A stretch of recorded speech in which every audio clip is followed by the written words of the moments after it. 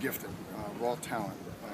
He's a explosive player that can play big. You know, he could probably end up at 218 this year for us at safety, so he's a big player. It's consistency every day.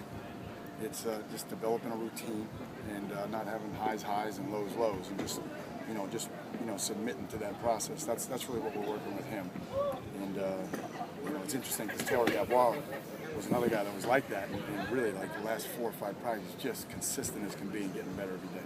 Talk about the idea behind having a lot of recruits and coaches out here during their break and just being able to show them what you have to offer. Oh, it's great. I mean, what could be more revealing or an honest look at your program than having them come watch you practice, watch you coach, watch you interact with the players. So we must have 400 people out here today, 500 people, including coaches and family and everything. So we're gonna have a little barbecue now with our team. Make sure they take care of classes and business, and then travel safely and enjoy the Easter weekend, and then we'll come back Monday with meetings and get ready for Naples. At the end of practice, you had the linemen trying to catch the ball machine. At what point, I guess they thought they were going to be running if they couldn't catch it. At what point were you going to finally say, okay, run, instead of keep trying to catch it? We would have been running a long time. I mean, I think we were 1 of 11. So then Luther came up big for us. So we capture that film now. We hold it until the perfect time to show them. No question. So, but all those guys who think they're great athletes or were AAU basketball players. So none of those guys are going to be returning kicks next year. Okay. Absolutely. Have you done that before? Is this the first Sure. time? No. It's just like I said. This is a very mature team. This is a team that every year is different. These guys go to work and they make it fun. They make it fun because they compete. They're where they need to be. Not a lot of list guys. They got a purpose and a focus about them. And when you have that, you can really enjoy the journey. And they're letting us do that right now. Speaking of lists, you have a list, I guess, in the locker room of kids who can't go home because they're in California or whatever for the break. How does that work with so and so? I'll take you with me, or how does that just work? that. It's a no one left behind philosophy, and 55% of our team is from Florida. Everybody else, needs a place to go, and the kids do a great job of sponsoring someone for the weekend, and some kids don't have practice, don't have classes tomorrow, or they are done early, whatever the case may be, but they get a chance to go to someone's home and enjoy South Florida and their family over the Easter weekend.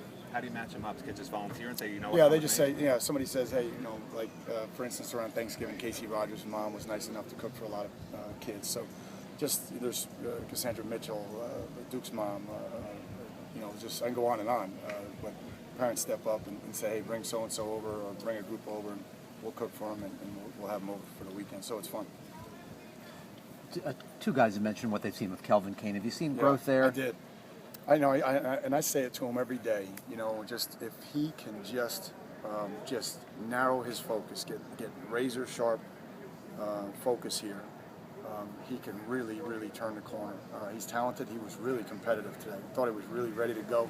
The last couple of practices, he's earning more time, more reps, and trust as he goes. And I've always been a big fan of Kelvin, and he's been a guy who stubbed his toe, and hopefully that's all in the past, and the growing pains are over, and he's ready to take that next step. I hope so, and he has the talent and the physical ability to do as much as he wants to do here in his final year. Coach, with the depth that you have now at tight end, you playing the position, is that something you always wanted to do and couldn't do last year because of the lack of depth? We couldn't get to that. You're exactly right. I think the fact that Bo and Stan, and then really the surprise of the spring at that position, has to be Jake O'Donnell. Now you're talking about having 5 guys there that are competing. It's raised Clive's game, and it's raised Asante's game. I said last week Asante's having as good a spring as anybody.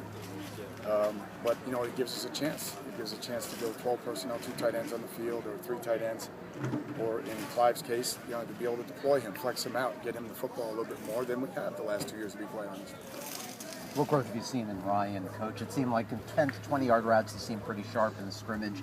Is there growth you've seen from Ryan? Yeah, and I think that's a good battle. And I think good battles, as I said to Steven is number 1 right now, but, the real competition is between Gray and Ryan right now. And Ryan's ahead of him in terms of his ability to recognize it and overall understanding of the offense conceptually.